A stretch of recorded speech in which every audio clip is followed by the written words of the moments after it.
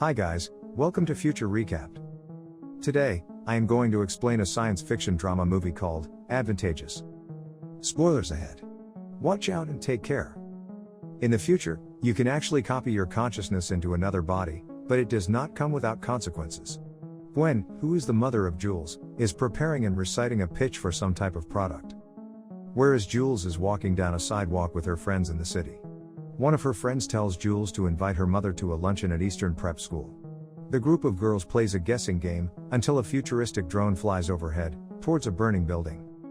We then jump to a futuristic office where Fisher, who is Gwen's boss, and also her boyfriend, calls her and asks her to come into work. He watches her via multiple cameras in the city, as Gwen walks down different sidewalks. The conversation turns to an abrupt end, when Gwen meets Jules. The two go to a nearby lake and talk. Jules tells her mom that she found out that she may not have any eggs left by the time she turns 20. Gwen assures her that she may be able to adopt children from other countries when she's older, if she decides that she wants children. Their conversation is cut short, when Jules gets an automated message from Arcadia Prep School, which tells her that her admission application has been denied. After that, we see Gwen and Jules relaxing in their home. They sit on the couch when the news reports that a rebel group has claimed 4 attacks on the city. In the next scene, Fisher is seen in his office, where he is talking to his boss, Issa. It is revealed that the company they work for, which is the Center for Advanced Health and Living, offers a procedure where someone's consciousness is placed into a completely disease-free body, that will live much longer than they will. We also learn that Gwen's earlier speech was part of her application to be the face of the company in commercial ads, which comes with a significant pay raise. Issa tells Fisher that Gwen is too old to be on the company's commercials. At home, Gwen accepts an incoming call from Fisher. He gives her the news that she didn't get the position, and that the company will prefer someone younger. She tells him that Jules didn't get into Arcadia, but she was accepted into Eastern Prep School, where the price of tuition has increased greatly. He assures her that she will land on her feet before hanging up on her. The next day, we see Gwen going out of the house. Jules stops her, and asks if she's going to the Eastern luncheon, and if Gwen got the raise. Gwen tells Jules to tell her friend that she will attend the luncheon, and is intentionally ambiguous about the raise. Gwen then starts down a sidewalk and takes a call from a job recruiter, trying to help her find a new higher-paying job. The recruiter proposes that she donates her eggs, while they try to find a more permanent job, but she denies the offer and tells him to look for other jobs. A homeless woman overhears her and tells her to take any job she can get. Gwen then heads to the Center for Advanced Health and Living, where she learns that her credentials have been erased. She's been completely fired. Issa notices her on the camera and lets her in. She sits down and talks with Gwen about her uncertain future. Gwen tells her that she plans on teaching, and Issa informs her that teaching is done completely by artificial intelligence now. Issa assures her that she will find a job that pays as well as this one, before seeing her out. Outside, Gwen calls the recruiter to check if anyone has shown interest in hiring her. On the call, she realizes that the recruiter is an AI, and she takes a look at the bustling electronic city around her, realizing the world is becoming more artificial than human. Later that day, Gwen checks her bank account, only 743 units are left. There, she buys a homeless woman a soda, before picking up Jules from piano lessons. They go to a restaurant which they find is closed, with the owner inside, worrying about the money they're counting. As they walk somewhere else, Jules questions Gwen about why she had her, if she knew it was this hard to survive and make money in this world. Gwen assures her that they will be alright and tells her that she loves her. The next morning, Jules informs Gwen that they only have 1 week's worth of water left.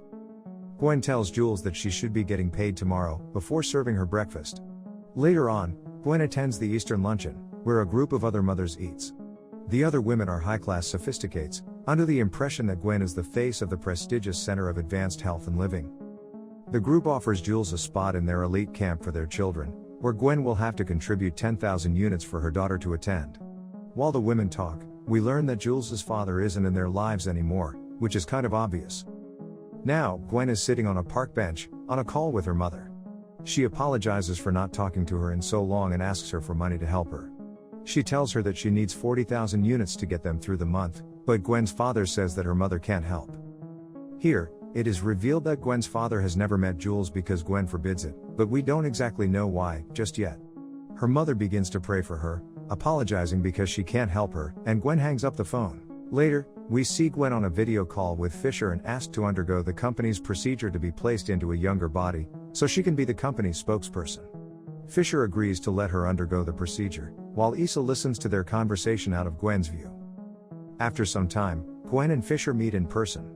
He tells her that he couldn't say it while they were being recorded, but every test patient they have ever had has developed breathing issues. They had to take a shot every 2 hours for a year to survive. Clearly, he doesn't want her to undergo the procedure. He tells Gwen that Issa was expecting her to ask for the procedure. He begs her not to go through with it and warns her that it will be a lot more dangerous than she thinks. But despite his warning, she decides to go with the procedure, in an attempt to support her daughter.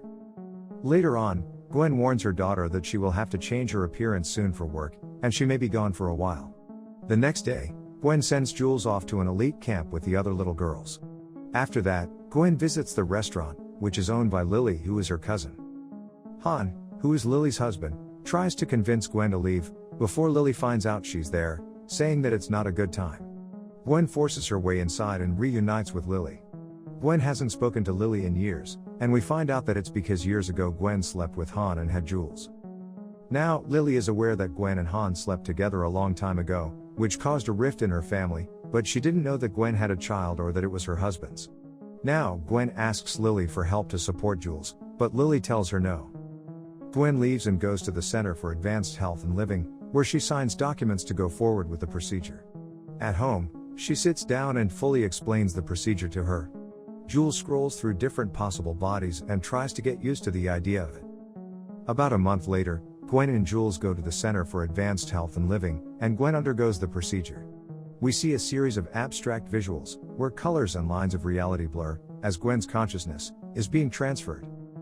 On the other hand, Jules is leading a much younger and racially ambiguous Gwen up the stairs to their home. Now, the new Gwen is sleeping with Jules in the same bed later that night. The next morning, Gwen practices the same speech about the procedure that she was rehearsing at the beginning of the movie. After some time, Gwen gives that speech at a press conference where the company is unveiling the new technology. While Gwen gives her speech, the new Gwen is having lunch with the socially elite mothers. They all stare at her with envy and eat. Later on, at home, Gwen receives a message from Lily and Han, apologizing for getting so upset when she visited. They decide to offer their help to Gwen and Jules, but it's a bit too late now. That same night, Jules finds Gwen on the kitchen floor. She forgot to take her breathing shot, so Jules helps administer it. The next day, Gwen almost gets hit by traffic while she waits to meet Jules, outside of the school. Something is clearly wrong. The day after that, when Gwen is working, Jules studies and listens to classical songs out loud. Gwen asks her to turn it off and Jules gets confused, saying that she thought Gwen loved the song. But Gwen tells her she doesn't want to hear it right now, to which Jules says that it's the last straw. She shouts at her, asking where her real mother is gone, and telling her that she's not her mom. Jules tries to hit Gwen, but Gwen tackles her and holds her down, until she calms down. After that, Gwen is on a video call with Fisher, and explains to him how she always feels angry now, and that she feels as though her connection with her daughter has been lost. She tells Fisher that she's going to leave for a while and take a break from being around Jules.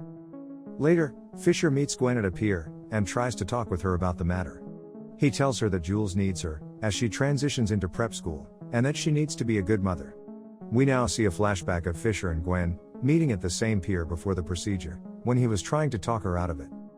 It's disclosed that Fisher told Gwen that the procedure actually makes a complete and almost exact copy of the host's brain, rather than transferring the consciousness, which is what the company advertises. They copy it and completely erase the first body's brain. Essentially, Gwen let herself die in order to create a copy of her brain. Fisher further explains that her clone brain will wake up in a new body with Gwen's memories and assume that she's the real Gwen that underwent the procedure. Gwen makes Fisher promise to never tell Jules, before the flashback ends. Back in the present day, Fisher tries to make the new Gwen care about her daughter before she collapses and has to take one of her shots. At home, Gwen is seen looking through old pictures of the real Gwen and her family. Meanwhile, Jules grabs all of Gwen's breathing shots, and hides them in another room. Gwen explains to Jules that the real Gwen is dead, and she did it herself. Jules doesn't believe her, accusing the new Gwen of killing the old one. Gwen now starts to have a breathing attack, until Jules goes and grabs her medicine. She gives her a shot and takes care of an unconscious Gwen. The next morning, Gwen and Jules share a sweet moment over breakfast, as they talk about the original Gwen. Gwen looks at old family pictures before visiting Lily and Han. After Lily meets the new Gwen, she erupts into tears. And the movie ends with Gwen, Jules, and her friends having a picnic with Han, Lily, and their two boys, where they awkwardly but sweetly have fun together in the park. To watch more recapped movies, you can just click on one of the movies on your screen and continue the show. Or, subscribe for more videos like this, turn on notifications, and leave a like to help out the channel. Thanks for watching.